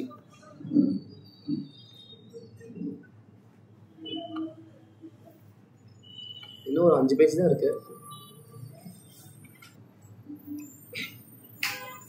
Differentiation strategy என்ன சொல்றாங்க அப்படின்னா, it is aimed at broad mass market and involves the creation of a product or service that is perceived by customer as unique. Customer வந்து அந்த product வந்து யூனிக்கா consider பண்ணிக்குவாங்க. The uniqueness can be associated with product design, brand image, futures technology, dealer network or customer service. அந்த uniqueness வந்து எந்த டைப்ல வேணா இருக்கலாம். அது டிசைன்ல இருக்கலாம், பிராண்டோட இமேஜ்ல இருக்கலாம், அது ஆஃபர் பண்ற ஃபீச்சர்ஸ்ல இருக்கலாம், சேம் டைம் வந்து அது யூஸ் பண்ண டெக்னாலஜி, அப்புறம் அவங்க கொடுக்குற வந்து கஸ்டமர் சர்வீஸ்னு சொல்லிட்டு எந்த வேலை வேணா பிரிக்கலாம். Because of differentiation the businesses can charge a premium for its product. Cost லீடர்ஷிப்பில் வந்து பார்த்தோன்னா ரொம்ப ரேட் கம்மியாக வாங்குவாங்க. டிஃபரன்ஷியேஷன் பார்த்தோன்னா வந்து ப்ரீமியமான ப்ரைஸ் வாங்க. மார்க்கெட்டில் எல்லாரும் 100 வாங்குறாங்கன்னா இவன் வந்து 150 ரூபா வாங்குவான். Because of our uniqueness. Premium price வந்து சார்ஜ் பண்ணுவாங்க. எக்ஸாம்பிளுக்கு வந்து Domino's Pizza has been offering home delivery within 30 minutes or the order is free. It's a unique selling point that differentiate from its rivals. So 30 நிமிஷத்தில் பீஸா delivery பண்ணால் காசு, இல்லைனா free. எத்தனை பேர் வந்து லேட்டாக கொடுப்பாங்கன்னு சொல்லிட்டு பீஸா ஆர்டர் பண்ணுவாங்க. ஆனால் மேபி டக்குனு டைம் கொடுத்துட்டாங்கன்னா பீஸா காசு தர மாதிரி இருக்கும். ஸோ இதான் வந்து அவங்க யூனிக் ஸ்பெஷல்ன்ற மாதிரி சொல்கிறாங்க. Differentiation does not guarantee a competitive advantage, especially if standard products sufficiently meet customer needs or if rapid imitation by a competitor is possible. So differentiation strategy வந்து எப்போ வந்து ஒர்க் அவுட் ஆகாது, எப்போ வந்து அது அட்வான்டேஜ் கிரியேட் பண்ணாதுன்னு பார்த்தோம்னா, நம்ம கொடுக்க டிஃபரன்ஷியேஷன் வந்து அந்த இடத்துல தேவையில்லாத டிஃபரன்ஷியேஷனாக இருக்கும். மேபி கஸ்டமருக்கு தேவையே இல்லை, பட் ஆனால் நம்ம அந்த இடத்துல போய் நம்ம யூனிக்காக ட்ரை பண்ணிருக்கோம். அவனுக்கு வந்து நார்மலான ஸ்டாண்டர்டைஸ்டு ப்ராடக்டாக கம்ஃபர்டபுளாக இருக்கு, அதையும் பெட்டராக யூஸ் பண்ணிருக்கோம். அந்த இடத்துல போய் நம்ம வந்து டிஃப்ரெண்டாக ஒன்று கொடுக்குறோம் அப்படின்னா அவன் ஏற்றுக்குவான்னு கேட்டால் ஏற்றுக்க மாட்டான். ஒருவேளை நம்ம கொடுக்குற டிஃபரன்ஷியேட்டான ப்ராடக்ட்டுமே வந்து டக்குன்னு வந்து காம்பெட்டாக காப்பி பண்ணி அவரும் அதே ப்ராடக்ட் கொடுக்குறாரு அப்படின்னா அந்த டைமில் வந்து அது வந்து நமக்கு ஒரு காம்படிட்டிவ் அட்வான்டேஜாக இருக்காதுன்ற மாதிரி சொல்கிறாங்க. So durable products protected by barriers to quick imitation by competitors area better. Successful differentiation can mean greater product flexibility, greater compatibility, lower cost, improved service, less maintenance, greater convenience and more features. ஜென்ரலாக வந்து ஒரு differentiation வந்து எப்போ சக்ஸஸ்ஃபுல்லாக இருக்கும் அப்படின்னு பார்த்தோம்னா வந்து கொடுக்குற பாயிண்ட் அது வந்து ரொம்ப ஃப்ளெக்சிபிளாக இருக்கும். சேம் டைம் வந்து காஸ்ட் வந்து கம்மியாக இருக்கும், சர்வீஸ் வந்து ப்ராப்பராக கொடுக்கணும், மெயின்டெனன்ஸ் வந்து ஈஸியாக இருக்கணும், கன்வீனியன்ட்டாக யூஸ் பண்ணுற மாதிரி இருக்கும். இதெல்லாம் இருந்துச்சுன்னா அது வந்து ஒரு பெட்டரான டிஃபரன்ஷியேஷன் ஸ்ட்ராட்டஜின்ற மாதிரி சொல்கிறாங்க. Differentiation strategy should be pursued only after a careful study of buyer needs and preferences to determine the feasibility of incorporating one or more differentiating features into a unique product that features the customer desired attributes. So differentiation strategy வந்து நம்ம பாட்டு எடுத்தோம் கவுத்தோம்னு சொல்லிட்டு நம்ம பிடிச்சதை பண்ணக்கூடாது. பையருக்கு வந்து அதில் இன்ட்ரெஸ்ட் இருக்கா, பையரோட நீட் வந்து சாட்டிஸ்ஃபை ஆகுமான்லாம் யோசிச்சு பார்த்து கரெக்டாக வந்து பையரை ஃபுல்லாக அனலைஸ் பண்ணிட்டு அவங்க ப்ரிஃபரன்ஸுக்கு ஏற்ற மாதிரி ஒன்று இம்ப்ளிமெண்டேஷன் பண்ணுறோம்னா அது ஒர்க் அவுட் ஆகும். அதுக்கு வந்து ப்ரீமியம் ப்ரைஸ் வாங்க முடியும். நம்ம பாட்டு நமக்கு ஏதோ ஒன்று பிடிச்சிக்குன்னு பண்ணோம்னா அது டிஃபரன்ஷியேட்டாக கன்சிடர் பண்ணுவாங்கன்னு கேட்டால் மேபி ஒர்க் அவுட் ஆகலாம், ஒர்க் அவுட் ஆகாமலும் போகலாம். Successful differentiation strategy allows a firm to charge a higher price for its product and to gain customer loyalty because consumers may become more strongly attached to the differentiated features. எப்போ வந்து differentiation strategy வந்து சக்ஸஸ்ஃபுல்லாக இருக்கோ அப்போ வந்து அது என்ன ஆகும்னு பார்த்தோம்னா கஸ்டமர்கிட்ட வந்து ஒரு அதிகமான ப்ரைஸை வாங்குறதுக்கு ஆப்ஷனாக இருக்கும். சேம் டைம் வந்து கஸ்டமரும் அந்த ப்ராடக்ட் வந்து லாயலாக இருப்பாங்க. வேறு ப்ராடக்ட் வந்து ஃப்ரீக்வெண்ட்டாக ஸ்விட்ச் பண்ணிட்டு போயிட்டே இருக்க மாட்டாங்க. Special features that differentiates one product can include superior service, spare parts availability, engineering design, product performance, useful life, gas mileage, etc. ஜென்ரலாக என்ன சொல்கிறாங்கன்னா டிஃபரன்ஷியேஷன் ஸ்ட்ராட்டஜியில் வந்து ஒன்ஸ் கொடுத்ததுக்கு அப்புறமா அவங்களுக்கு சர்வீஸ் இருக்குல்ல அது வந்து அந்த ப்ராடக்ட் வந்து டிஃபரன்ஷியேட்டாக காட்டணும். இன்கேஸ் எது வாங்கினாலும் திருப்பி சரி பண்ணி கொடுக்குற ஆள் இருக்காங்க அப்படின்னா அந்த ப்ராடக்ட் ஜென்ரலாக கஸ்டமர்ஸ் வாங்குவாங்க. ஒரு வேளை வாங்கினதுக்கப்புறம் யாருனே தெரியாது அப்படின்னா வேஸ்ட் தானே, ஒரு இஷ்யூனா. The risk associated with pursuing differentiation strategy is that the unique product may not be valued high enough by customers to justify the higher price. When this happens, a cost-reduced strategy will easily defeat a differentiation strategy. Another risk of pursuing differentiation strategy is that competitor may develop ways to copy the differentiating features quickly. The firm must find durable source of uniqueness that cannot be imitated quickly or cheaply by rival firms. ஜென்ரலாக இந்த differentiation strategy கொடுக்குற ஃபார்ம்ஸ்லாம் இருப்பாங்கல்ல அவங்க வந்து என்ன பண்ணணும்னா அவங்க பண்ணுறதை வேறு யாரும் காப்பி பண்ணாமல் இருக்கிறதுக்கான ப்ராப்பரான பேட்டன்ட்டு ரைட்ஸ்ன்னு சொல்லிட்டு வாங்கி வைப்பாங்க. சேம் டைம் வந்து அவங்க வந்து ஒரு மாதிரி யூனிக்காக டக்குன்னு மார்க்கெட் ஃபுல்லாக கேப்சர் பண்ணுற மாதிரி ஸ்லோவாக பண்ணிட்டு இருந்தோன்னா என்ன ஆகும், டக்குன்னு வேறு ஏதாச்சும் காப்பி பண்ணி இன்னொரு மார்க்கெட்டில் அதர் ஏரியாஸ் வந்து கவர் பண்ணிடுவாங்க. ஸோ பண்ணுற மாதிரி இருந்தால் ஸ்பீடாக பண்ணுவாங்க. சேம் டைம் வந்து ரைட்ஸ் எல்லாமே வாங்கி ப்ராப்பராக பண்ணுவாங்க, யாரும் காப்பி அடிக்கக்கூடாது. ஸோ லைக் வந்து இதுக்கு முன்னாடி பார்த்தோம்னா காஸ்ட் லீடர்ஷிப் அப்புறம் டிஃபரன்ஷியேஷன் இது ரெண்டும் ரொம்ப இம்பார்ட்டன்ட். அதனால தான் நான் என்ன சொல்லிருக்கேன் திருப்பி. ஏன்னா லைக் இந்த சாப்டர்ல வர கொஸ்டின்ஸ் வந்து பார்த்தோம்னா பேசிக்காக டிஃபரன்ஷியேஷனும் காஸ்ட் லீடர்ஷிப்பை பற்றி மேக்ஸிமம் கொஸ்டின்ஸ் வரும். அதுக்கு முன்னாடி பார்த்த இதெல்லாம் அந்த ஸ்வாட் அனாலிசிஸ் ஜென்ரலாக கேட்பாங்க, எங்கள் அப்பப்போ கேட்பாங்க. இல்லை 1 மார்க்கில் தான் மோஸ்ட்லி ஸ்வாட் அனாலிசிஸ்லாம் வரும். பட் அந்த காஸ்ட் லீடர்ஷிப் டிஃபரன்ஷியேஷனும் கேஸ் ஸ்டடி கொஸ்டினாவே எல்லா எக்ஸாம்லையுமே கன்ஃபார்மாக வந்துடும். ஸோ லைக் தெளிவாக பார்த்துக்கோங்க.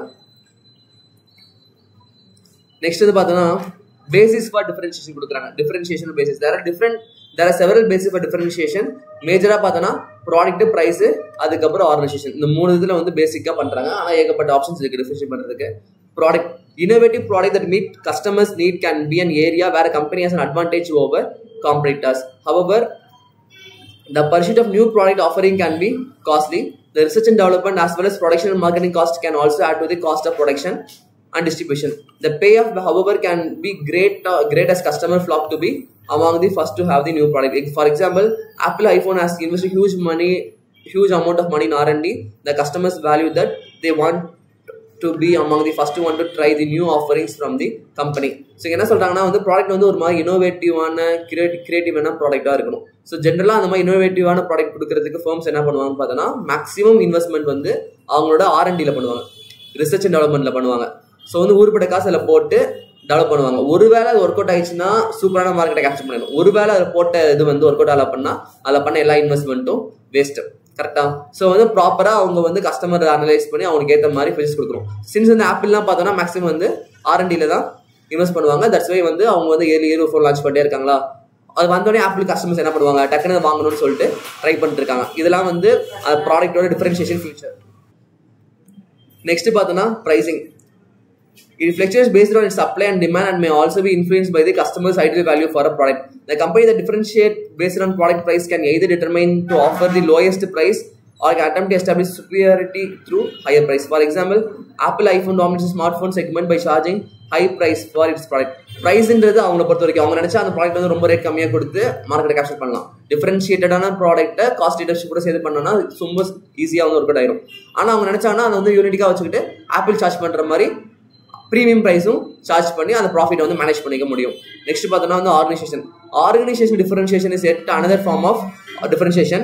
Maximizing the power of a brand or using the specific advantage that an organization possesses can be instrumental to a company's success. Location advantage, name recognition, customer loyalty can provide additional ways for a company differentiating itself from the competition. இங்க என்ன சொல்றாங்கன்னா வந்து அந்த கம்பெனியோட நேமே வந்து அந்த organisation நேமே வந்து ஒரு டிஃபரன்ஷியேஷன் தான். சின்ஸ் வந்து அந்த ஆர்கனைசேஷன் வந்து அந்த ப்ராடக்ட் லான்ச் பண்ணுறதுனால அது நல்லா இருக்கும் அப்படின்னு சொல்லிட்டு வாங்குவாங்க. ஸோ அது வந்து அதுக்காக கூட அவங்க வந்து ஒரு யூனிக்கான ப்ரைஸ் வாங்கலாம். ஜென்ரலாக ஆப்பிள் தான் எக்ஸாம் எடுத்திருக்காங்க. ஆப்பிள்லாம் என்ன ஒரு மாதிரி ப்ரீமியமான பிராண்டு, குவாலிட்டியான பிராண்டு, சேஃப்டியான பிராண்டுன்ற மாதிரி வச்சுருக்கோம். சின்ஸ் வந்து ஆப்பிளோட லான்ச் பண்ணுறாங்க அப்படின்னாலே அது நல்லா இருக்கும்னு சொல்லிட்டு ஆப்பிள் கஸ்டமர்ஸ்லாம் அது வாங்குவோம். ஈவன் தான் எப்படி இருக்குன்னே தெரியலனா கூட நல்லா இருக்கும்னு சொல்லிட்டு வாங்குறது தான் வந்து அதோட பிராண்ட் ஆர்கனைசேஷனோட டிஃபரன்ஷியேஷன் ஸ்ட்ராட்டஜின்ற மாதிரி அவங்க சொல்கிறாங்க. நெக்ஸ்ட் பார்த்தோன்னா achieving differentiation strategy. How to achieve பார்த்தோம்னா வந்து offer high quality product service for buyer satisfaction தான் வந்து மெயின் வேல்யூவாக இருக்கும். பையருக்கு வந்து high quality service or product வந்து கொடுப்பாங்க. சேம் டைம் வந்து அவங்க brand image of brand value வந்து ப்ராப்பராக வச்சுக்க ட்ரை பண்ணுவாங்க. Fixing product prices based on the unique feature product and buying capacity of the customer. ஜென்ரலாக வந்து ப்ராடக்டோட ப்ரைஸ் வந்து எப்படி ஃபிக்ஸ் பண்ணாமல் பார்த்தோம்னா அந்த ப்ராடக்டோட ஆக்சுவல் காஸ்ட் இருக்கும்ல அதை பேஸ் பண்ணி கூட வந்து பையரால் எந்த ரேட்டில் கொடுத்து அஃபோர்ட் பண்ண முடியுமோ அதை வச்சு ஃபிக்ஸ் பண்ணுவோன்ற மாதிரி சொல்கிறாங்க. ஜென்ரலாக வந்து கஸ்டமருக்கு ஒரு ப்ராப்பரான வேல்யூ வந்து கொடுப்பாங்க டிஃபரன்ஷியேட்டட் ப்ராடக்ட். அந்த வேல்யூக்காக கஸ்டமர் வந்து என்ன ப்ரைஸாக இருந்தாலும் பரவாயில்லன்னு சொல்லிட்டு அந்த ப்ராடக்ட் வந்து ஆஃபர் பண்ணி வாங்கிக்குவாங்க. ஸோ வந்து advantages of differentiation strategy same அதே 5 பாயிண்ட் தான். ரைவலரி, பையர், சப்ளையர், என்ட்ரன்ஸ்ன்ற மாதிரி கொடுத்துருக்காங்க. இது ஒன்று ரீட் பண்ணி பார்த்துக்கோங்க சரியா. ஆனால் அதுக்கும் இதுக்கு கொஞ்சம் டிஃப்ரெண்ட் இருக்கும். உள்ள பாயிண்ட்ஸ் வந்து ஆப்போசிட்டாக வரும். பட் ஆனால் ஈஸி தான். இந்த 5 பேர்த்தை வச்சு இது கொடுத்துருப்பாங்க. டிஃபரன்ஷியேஷனோட அட்வான்டேஜ் கொடுத்துருப்பாங்க. நெக்ஸ்ட் பார்த்தோன்னா டிஸ்அட்வான்டேஜ். இது long run uniqueness is difficult to sustain. Long ரன்ல பார்க்குறப்ப அந்த யூனிக்னஸ் வந்து எல்லாரும் காப்பி பண்ணி கொண்டு வந்துருவாங்க. ஸோ அந்த யூனிக்னஸ் வந்து சஸ்டைனபிளாக இருக்கணும்னு கேட்டால் இருக்காது. அதுக்கப்புறம் charging too price for a differentiate future may cost the customer to ஸ்விட்ச் ஆஃப் டு அனதர் ஆல்டர்னேட்டிவ். நம்ம ரொம்ப அதிகமாக ப்ரைஸ் சார்ஜ் பண்ணுறப்ப அவங்க என்ன பண்ணுவாங்க, அது என்னதான் டிஃபரன்ஷியேட் ப்ராடக்டாக இருந்தாலும் ப்ரைஸ் வந்து ரொம்ப அதிகமாக சார்ஜ் பண்ணால் வேற ஒரு பக்கம் கஸ்டமர் வந்து மூவ் ஆன் ஆயிடுவாங்க. டிஃபரன்ஷியேஷன் அது எக்ஸாம்பிளுக்கு வந்து என்ன ஐஃபோன் இருந்தாலும் நம்மளாம் என்ன பண்ணுறோம், ஆப்பிள் லைக் என்னதான் ஆப்பிள் இருந்தாலும் நம்ம என்ன பண்ணுறோம், ஆண்ட்ராய்டு தானே வாங்குறோம். ஏன்னா ப்ரைஸ் அது ஒன்று வாங்கிறதுக்கு இது வந்து 4 வாங்கிடலான்ற மாதிரி நினைக்கிறோம். ஸோ அந்த மாதிரி கஸ்டமர்ஸ் மாறிடுவாங்க. Differentiation fails to work off its basis is something that is not valued by the customer. Home delivery of packed snacks in 30 minutes will not be even differentiated as a consumer will not value such an offer. Generally, differentiation நினைச்சு ஒன்று பண்ணுறது maybe அது டிஃபரன்ஷியேட்டாக consumer point of வியூவில் இருக்காது. அதுக்கப்புறம் பார்த்தோம்னா focus strategy. Focus strategy வந்து மேலே பார்த்தோம்ல டிஃபரன்ஷியேஷன் லீடர்ஷிப், அது ரெண்டும் பேஸ் பண்ணது தான். சேம் டிஃபரன்ஷியேஷனுக்கும் ஃபோக்கஸ்க்கும் லைக் டிஃபரன்ஷியேஷனும் காஸ்ட் லீடர்ஷிப்புக்கும் மேலே பார்த்தா அதே மாதிரி தான். ஆனால் இங்கே ஒரே டிஃபரன்ஸ் என்னன்னு பார்த்தோன்னா ஃபோக்கஸ். மேலே வந்து ஒரு இந்தியா இருக்குன்னா இந்தியா ஃபுல்லாக ஃபோக்கஸ் பண்ணுவாங்க, லைக் இந்தியா ஃபுல்லாக ப்ராட் மார்க்கெட்டை கேப்சர் ட்ரை பண்ணுவாங்க. இந்த ஃபோக்கஸ் என்ன பண்ணுவாங்கன்னா ஒரு பர்டிகுலர் செக்மெண்ட்டை மட்டும் ஃபோக்கஸ் பண்ணுவாங்க. எக்ஸாம்பிளுக்கு ஈஷா இருக்குன்னு வச்சுக்கோங்களேன். ஈஷா பக்கம் போயிட்டு சிவன் ரிலேட்டடா வந்து ப்ராடக்ட்ஸ் சேல் பண்றாங்க. ஈஷாக்கு முன்னாடியே வந்து சிவன் ரிலேட்டடா சேல் பண்றாங்கன்னா அவங்க ஃபோக்கஸ் பண்றது யாரு? அது ஈஷாக்கு வர சிவன் கஸ்டமர்ஸ் தான் ஃபோக்கஸ் பண்றாங்க. அவங்க வந்து சம்மந்தமே இல்லாம அதை வந்து கோயம்புத்தூர் சிட்டி சென்டர்ல வச்சா ஓடுமா? ஓடாது. அவங்க ஃபோக்கஸ் பண்ற பீப்புளே ஒரு செப்பரேட்டான பீப்புள் அவங்களுக்கு. அதே மாதிரி இந்த சுகர் டேப்லெட்ஸ்லாம் கொடுக்குறாங்கல்ல, கரெக்டாக வந்து ஏஜான பீப்புளுக்குலாம் வந்து சுகர் செக்அப் கரெக்டாக மந்த்லி பே பண்ணுறது, அதுக்கப்புறம் அவங்க தேவை மெடிசன்ஸ்லாம் வந்து ப்ராப்பராக அரேஞ்ச் பண்ணி தரது, இதெல்லாம் வந்து ஃபோக்கஸ்டு ஸ்ட்ராட்டஜி. அதுக்கு வந்து யூனிக் ப்ரைஸ் லைக் ஒரு மாதிரி டிஃப்ரெண்டாக அவங்க பண்ணுறாங்க, ப்ராப்பராக சர்வீஸ் கொடுக்குறாங்க அப்படின்னா அதுக்கேற்ற மாதிரி அவங்க வந்து டிஃபரன்ஷியேஷனில் வாங்கிக்க முடியும். இதெல்லாம் தான் ஃபோக்கஸ்டு லைக் மொத்தமாக டார்கெட் பண்ணாமல் ஸ்பெசிஃபிக்காக ஒரு குரூப்பை மட்டும் ஃபோக்கஸ் பண்ணி சேம் ஸ்ட்ராட்டஜியை ஃபாலோ பண்ணுவாங்க. காஸ்ட் லீடர்ஷிப்னா வந்து மொத்தமாக இந்தியா ஃபுல்லாக ப்ரைஸ் கம்மி பண்ணாமல் ஸ்பெசிஃபிக்காக ஒரு இடத்துல மட்டும் ப்ரைஸ் கம்மி பண்ணி கொடுப்பாங்க. இப்போ எக்ஸாம்பிளுக்கு வந்து எனக்கு தெரிஞ்சு இந்த 7up பெப்சி கோக்காலாம் இருக்குல்ல, ஃபர்ஸ்ட் ரொம்ப ரேட் ஜாஸ்தியாக இருந்துட்டு இருந்துச்சு. இப்போ ரேட் வந்து கம்மி பண்ணிட்டாங்க. ஆனால் பேசிக்காக எனக்கு தெரிஞ்சு கம்மி பண்ணது எங்கேன்னு பார்த்தோன்னா சவுத் இந்தியாவில் மட்டும் தான். லைக் நார்த் இந்தியாவில் அவங்க சார்ஜ் பண்ணுறது எல்லாமே சேம் ப்ரைஸ் தான். ஆனால் சவுத் இந்தியாவுக்கு மட்டும்தான் அந்த சின்ன பாட்டில் வந்துட்டு இருக்கு. 10 ரூபா 20 ரூபா பாட்டில் வந்து சவுத் இந்தியாவுக்கு மட்டும் தான் மேக்ஸிமம் வந்து வருது. ஏன்னா வந்து இங்கே தான் வந்து 10 ரூபா பாட்டில் வந்து அதிகமாக லோக்கல் பிளேயர்ஸ்லாம் கிரியேட் பண்ண ஆரம்பிச்சிட்டாங்க. ஸோ அவங்க ஸ்ட்ராட்டஜி என்ன? ஸோ இங்கே தான் சேல்ஸ் கம்மியாக இருக்குது, ஸோ நம்ம அதே ஸ்ட்ராட்டஜி இம்ப்ளிமெண்ட் பண்ணால் ஒரு கூட முடியும்னு சொல்லிட்டு அவங்க ரேட்டை ரிடியூஸ் காஸ்ட் லீடர்ஷிப் ஸ்ட்ராட்டஜி கம்மி பண்ணி அதே ப்ராடக்ட்டை ரேட் கம்மியாக சின்ன பேக்கேஜில் கொடுத்து இங்கே வந்து பண்ணிருக்காங்க. இதே நாட்டில் பார்த்தோம்னு வச்சுக்கோங்களேன், சின்ன இல்லை எல்லாமே பெருசு. ஃபர்ஸ்ட் அங்கேருந்து என்ன ப்ராஃபிட் இருக்கோ அதே ப்ராஃபிட் நாட்டில் இருக்கு. ஆனால் கீழே சவுத்தில் பார்த்தோன்னா அவங்க ப்ராஃபிட் கம்மியாக இருக்கு. என்னன்னு பார்க்குறப்ப இங்கே வந்து நியூ பிளேயர்ஸ்லாம் வந்து புதுசாக எமர்ஜ் ஆகி எல்லாம் பன்னீர் சோடா அப்படி இப்படி வந்துருச்சு இல்லை, காலிமா இருக்குது, அது நல்லா ஃபேமஸாக வந்துச்சு. ஸோ இவங்க இந்த மார்க்கெட்டை கேப்சர் பண்ணுறதுக்காக அவங்க வந்து ஸ்ட்ராட்டஜி ஃபுல்லாக மாற்றி ஃபோக்கஸ்டாக இங்கே மட்டும் அந்த ப்ராடக்ட் வந்து ஸ்பெசிஃபிக்காக லான்ச் பண்ணுறாங்க, ரேட் கம்மியான ப்ராடக்ட் லான்ச் பண்ணுறாங்க. ஸோ இதெல்லாம் தான் ஃபோக்கஸ்டு ஸ்ட்ராட்டஜிஸ்க்கான எக்ஸாம்பிள். ஸோ டிஃபரன்ஷியேஷன் காஸ்ட்டுக்கு ஒரே மீனிங் தான். ஆனால் அது ஃபோக்கஸ் பண்ணி கரெக்டாக ஒரு குரூப் ஆஃப் பீப்பிள்ஸ் மேலே பண்ணுறாங்க அப்படின்னா கூட வந்து ஃபோக்கஸ்ன்ற வார்த்தையை வந்து நீ ஆட் பண்ணிட்டீங்கன்னா அவ்வளோ மிச்சப்படி வேறு எந்த டிஃபரன்ஸ் கிடையாது. அதே மாதிரி லைக் நீங்கள் கொஸ்டினில் படிக்கிறப்பவே கொடுத்துப்பான் ஸ்பெசிஃபிக்காக வந்து தே ஆர் ஃபோக்கஸிங் ஓல்டேஜ் பீப்புள்ஸ்ன்ற மாதிரி கொடுப்பான். காஸ்ட் டிஃபரன்ஷியேஷன் ஸ்ட்ராட்டஜி ப்ரொவைட் பண்ணுறாங்க, ஆனால் வந்து ஓல்டேஜ் பீப்புள்ஸை மட்டும் ஃபோக்கஸ் பண்ணி பண்ணுறாங்க அப்படின்னு தெரிஞ்சுனாலே நீ வந்து அங்கே டிஃபரன்ஷியேஷன் தான். பட் ஆனால் வந்து நீ ஃபோக்கஸ் டிஃபரன்ஷியேஷன்ட்டு ஐடென்டிஃபை பண்ணுற மாதிரி இருக்கணும். சரியா? நீங்கள் கேஸ் ஸ்டடிஸ்லாம் அதிகமாக சால்வ் பண்ணுறப்ப இதுக்கான ஆன்சர்ஸ் வந்து உங்களுக்கு கிடச்சிடும். மிச்சப்படி இந்த சாப்டர் வந்து ஓவர், அவ்வளோதான். சாப்டர் 3 ஓவரா? ஏன்னா நமக்கு வந்து சாப்டர் 5ம் 2ம் இருக்கு.